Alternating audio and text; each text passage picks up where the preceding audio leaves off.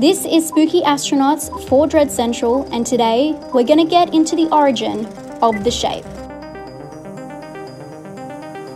Darkness, with a small shape in the center of the screen. As main titles continue over, camera slowly moves in on the shape. We get closer and closer until we see that the shape is a Halloween mask.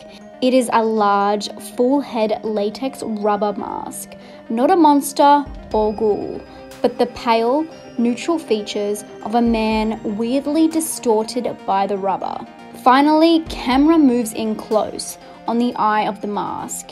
It is blank, empty, a dark, staring socket. Originally titled The Babysitter Murders, John Carpenter's 1978 horror classic Halloween isn't the only name change within the film. In fact, the names behind the original film give fans insight into the psychology behind the creation. Michael Myers was originally referred to by John Carpenter in the screenplays, credit rolls, and even call sheets as The Shape. But is there more behind the shape than a name in the script? Halloween is the result of a perfect storm. An unknown director, independently funded, the perfect catchy title, and a killer original script, sealed with the perfect iconic soundtrack. But the man behind horror's most iconic psychopath was never meant to come to fruition. Sure, we recognize Michael's childhood trauma, but upon his return, his identity is meant to fade away into the shadows, resulting in a psychopathic shape looming in the darkness. This is the idea behind the shape. His identity concealed by a mask deeming him emotionless and faceless. And in John Carpenter's own words, a force of nature as opposed to a human being. And removing his identity creates chaos in the audience's mind. Not being able to read his emotions, Michael is now a faceless killer on the hunt. And removing his humanity turns him into what humans fear the most, the unknown. What's the boogeyman? As a matter of fact, it was. The shape is now the essence of fear. A shape, a shadow, a boogeyman. It is often referred to as the embodiment of pure evil. His inhuman abilities mixed with his anonymity results in brutal fear, and of course fans everywhere double checking they locked their door at night. You can't kill the boogeyman.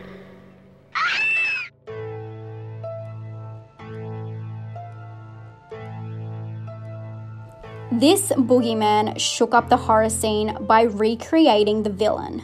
Instead of fangs and theatrics, the shape used what people were already afraid of and brought the setting into their homes. But where did the idea for the shape come from? Allegedly, John Carpenter had strong influences from Hitchcock, particularly Psycho. After all, Samuel Loomis was named after John Gavin's character from the 1960 Hitchcock classic. Furthermore, legendary American film critic and journalist Roger Ebert stated in his review, "Halloween is an absolutely merciless thriller, a movie so violent and scary that, yes, I would compare it to Psycho." And interesting enough, there seems to be more direct evidence of Psycho's influence, whether it was intended or not.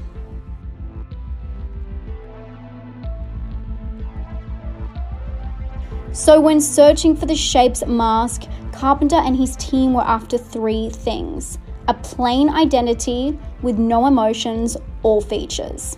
It was important for the film that the audience remained uneasy, and Carpenter's approach to this was to remove anything that drew attention, because nothing says psychopath like a blank stare and a sharp knife.